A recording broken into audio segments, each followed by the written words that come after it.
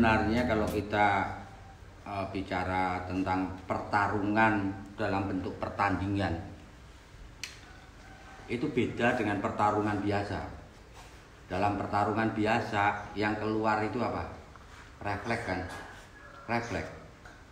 Nyaris nggak ada planning, kecuali itu perkelahiannya memang sudah direncanakan. Tapi dalam banyak kasus perkelahian biasa, perkelahian jalanan, itu melulu refleks. Jadi ahli bela diri pun kalau berkelahi di jalanan, yang keluar ya udah teknik apapun. Karena itu reaksi refleks itu reaksi otomatis dari otot, nyaris tanpa dipikir. Jadi itu bawah sadar. Tapi beda dengan pertandingan. Pertandingan secepat apapun refleks itu sesungguhnya tidak bisa disebut refleks karena ada planning di situ, ada perencanaan di situ. Paham? Karena apa? Karena dalam pertandingan itu ada aturan tentang teknik. Karate misalnya, tidak ada pukulan begini ini masuk, tidak ada. Apalagi pukulan begini. Itu misalnya karate ya. Nah, di cabur lain pun sama. Jadi ada pakemnya setiap teknik. Nah, karena ada pakemnya berarti ada perencanaan. Nah, supaya kita bisa merencanakan, tentu saja kita harus bisa membuat satu teknik itu kira-kira ada berapa ketukan. Anda sering mendengarkan lagu itu kan pakai ketukan. Nek refleks itu satu ketukan. Jadi misalnya di jalan aku dipegang leherku, pak, gitu sudah, nggak pakai mikir. Atau naik sepeda motor, ada benda jatuh, otomatis merem, tek, nah itu refleks, itu satu detik. Tapi kalau planning itu pasti lebih dari satu ketukan, lebih dari satu detik. Ya, kalau ada planningnya, kalau teknik pasti begitu. Nah, kemudian ini harus dilatih terus supaya kecepatannya bertambah sehingga sama dengan refleks. Sampai di sini Pak. Kecepatannya tok yang sama, tapi ini bukan tindakan bawah sadar. Tetap ada perencanaan. Oke, kita sekarang berarti kita bagi satu teknik itu menjadi 2 ketukan. Oke, terpasang.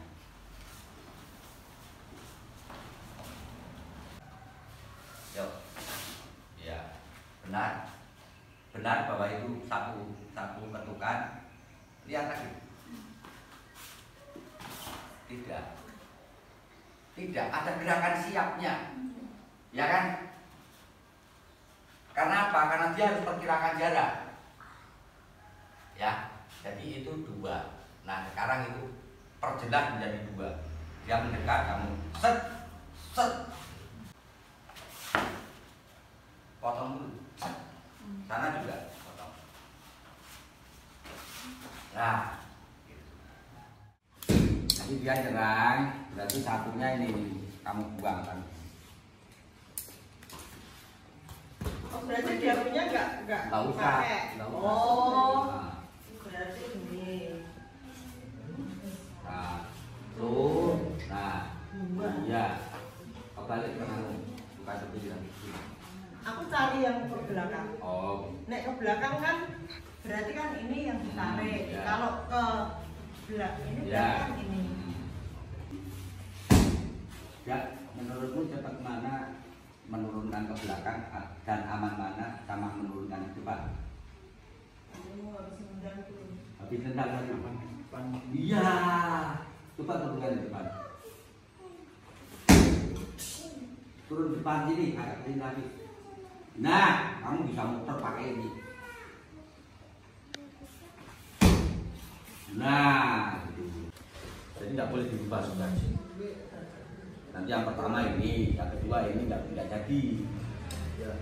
Berarti kayak tadi itu. Ya itu kan baru. Ya. Jadi tahu tuh PR-nya berapa? Minimal 1000 sih.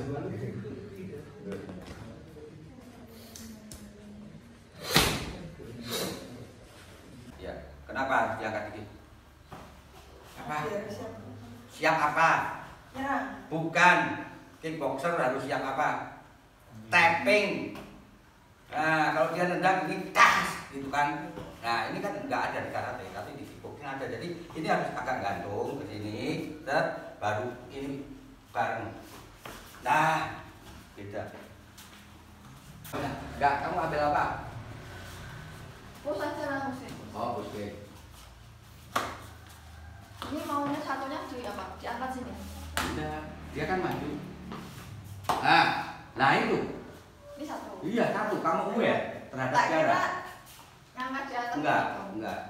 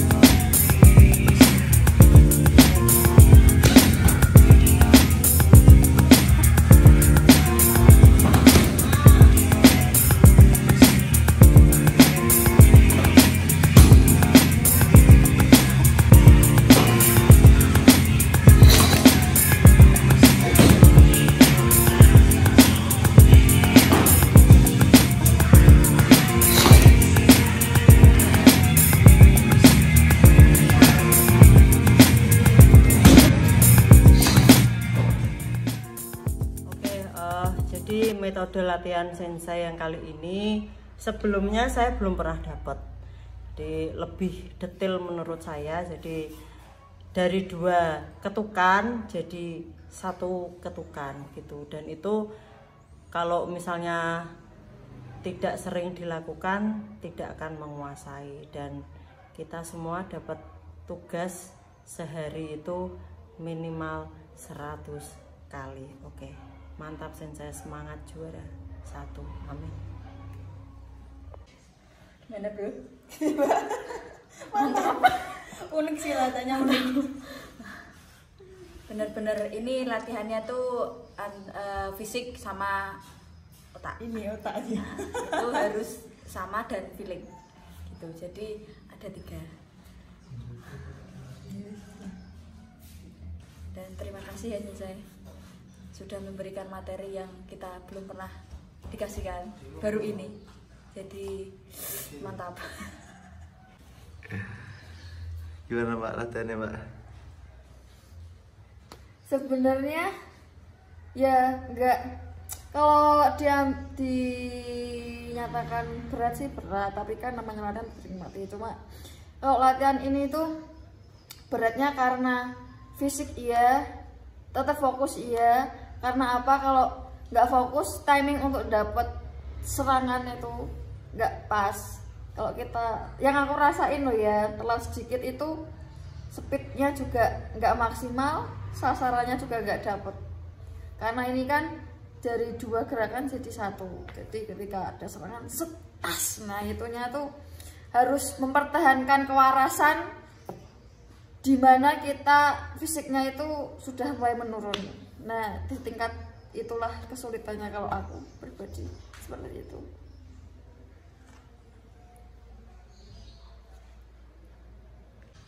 Ya, untuk latihan ini sebelumnya itu udah tahu intinya itu di mananya, tapi agak sulit dalam melakukannya, itu teknik pengembangan. Jadi latihan dari Sensei itu sangat melelahkan, apalagi harus melakukannya sampai sehari minimal 100 kali. Ini kita dapat PR juga. Nah, tapi ilmu ini bisa dijadiin trik di kata, di jurus, karena dalam satu gerakan itu dijadikan 2 ketukan. Artinya si tenaga itu bisa 2 kali lebih besar daripada cuma 1 gerakan 1 ketukan. Jadi kalau misalkan ada gerakan mukul begini, jadi ada pinggulnya begini tuh jadi lebih 2 kali lebih kuat gitu. Kepak. Nah itu sih ilmunya dapat banget di situ. Mantap pokoknya, Sensei keren.